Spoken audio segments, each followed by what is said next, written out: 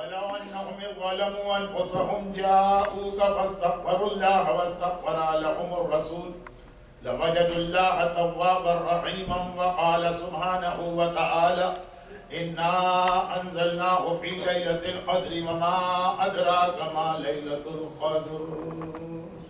صلوات اللهم صل على محمد.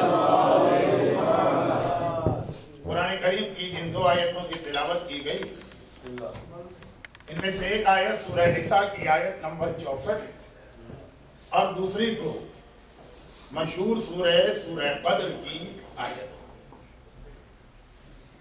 اور اگرچہ یہ دونوں آیتوں کا بیان شہادت کی اس مجلس کے اعتبار سے بہت ضروری اور اہم ہے، مگر چونکہ میں خود یہ محسوس کر رہا ہوں وقت بہت زیادہ گزر گیا اور یہ شہزادی کونین اور ان کے خانوادے کی محبت ہے کہ رات کے اس حصے میں بھی اس کثیر تعداد میں مومنین یہاں پہ تشریف فرما.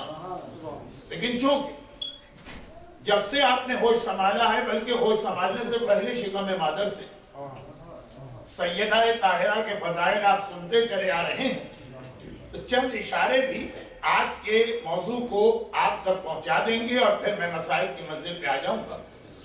پہلی آیت قرآن کریم کی وہ آیت ہے جس میں پروردگار نے ایک ایسے مسئلے کو حل کیا جو ہمیں پتہ ہی نہیں کہ وہ بھی کوئی مسئلہ، لیکن اس آیت کا ترجمہ اور اس کی تفصیل ذرا بعد. پہلے دوسری والی آیت وما ادراک ما لیلۃ القدر. قرآن، اسلام انسان کی سب سے بڑی فضیلت اسے قرار دیتا ہے کہ اللہ نے اسے عقل دی، مگر اس آیت میں عقل انسانی کو چیلنج کیا جا رہا ہے کہ تمہاری کتنی ہی عقل کیوں نہ ہو، کچھ مسئلے ایسے ہیں جو تم کبھی نہیں سمجھ سکتے.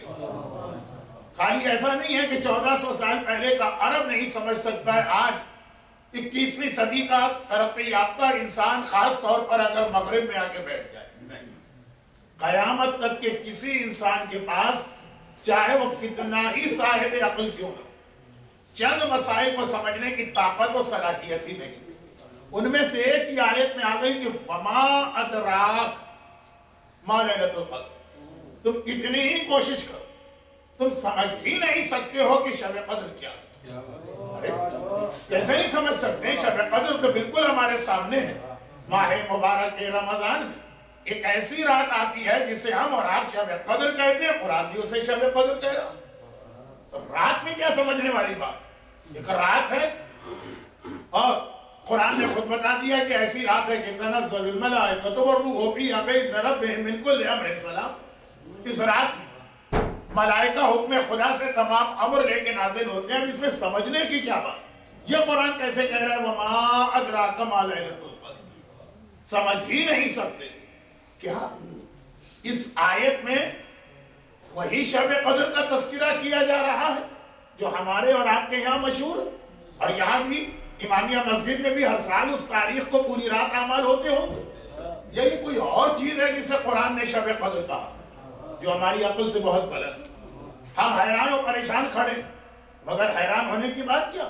باب مدینۃ العلم کا ماننے والا، حلال مشکلات کا کلمہ پڑھنے والا نہ کبھی حیران ہوگا نہ کبھی پریشان ہوگا. اب ایک خدمت امام میں پہنچے، صادق آل محمد امام جعفر صادق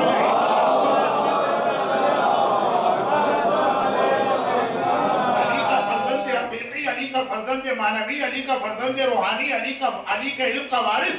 ایک مرتبہ راوی نے جا کے سوال کیا، فرزند رسول یہ کیا قرآن کہہ رہا ہے اور عقل انسانی کو چیلنج کرتے کہ شب قدر تم نہیں پہچان سکتے؟ ہم کو تو معلوم ہے شب قدر کیا. کہا کہ تم اس سے مراد کہ رمضان کی ایک رات نہ لو. اس رات کی بھی بڑی عظمت ہے، اس رات کی بھی بڑی فضیلت ہے، لیکن یہ جو قرآن یہاں پہ جس شب قدر کی بات کر رہا اس سے مراد تاریخی اعتبار سے، کیلنڈر کے اعتبار سے ایک رات نہیں. راوی نے کہا تو مولا پھر وہ کیا چیز ہے؟ کہا اس آیت میں شب قدر ہماری جدہ ماجدہ، ہماری دادی فاطمہ زہرا سلام اللہ علیہا کو قرار دیا گیا.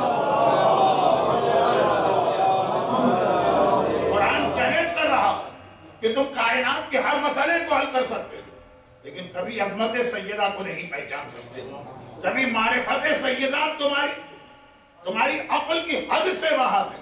وما ادراک ما لیلۃ القدر، پہچان ہی نہیں سکتے۔ اور اگلی آیت بڑے حسین انداز میں دیکھیں، اس آیت کو اکثر میں کہتا ہوں یہ تولائی آیت، اور اگلی آیت کو میں کہتا ہوں تبرعی آیت۔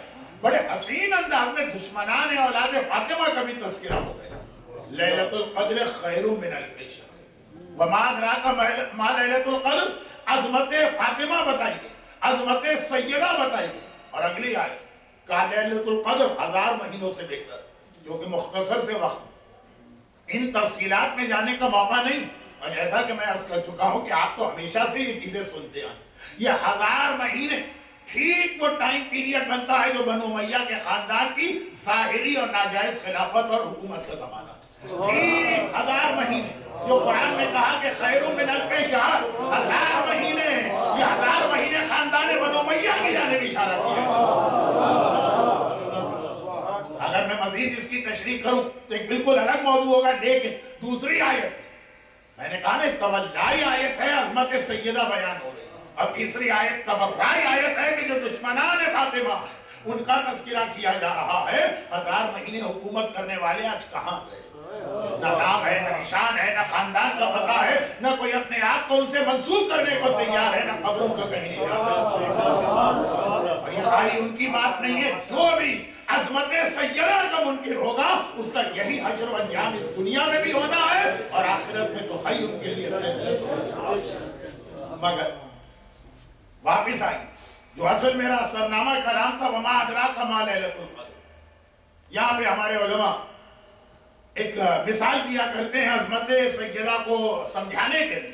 میں مجلس کے شروع میں اسی مثال کو دہرا دوں، لیکن پہلے یہ آیت وما ادراک ما لیلۃ القدر، تم نہیں پہچان سکتے، تمہاری عقل درک نہیں کر سکتی عظمت سیدہ کو۔ کیا یہ اسی انداز کی آیت نہیں جس انداز کی ایک بہت ہی مشہور حدیث ہمارے پاس ہے، ہمارا بچہ جانتا؟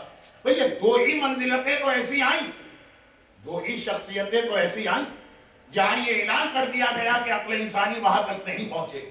یا میرا مولا ہے جس کے لیے رسول نے کہا اے علی تیری معرفت کسی نے حاصل نہیں کی، یا خدا نے معرفت حاصل کی، یا میں نے معرفت حاصل کی، اور یہ عظمت سیدہ ہے کہ کسی انسان کی عقل وہاں تک نہ پہنچ سکے۔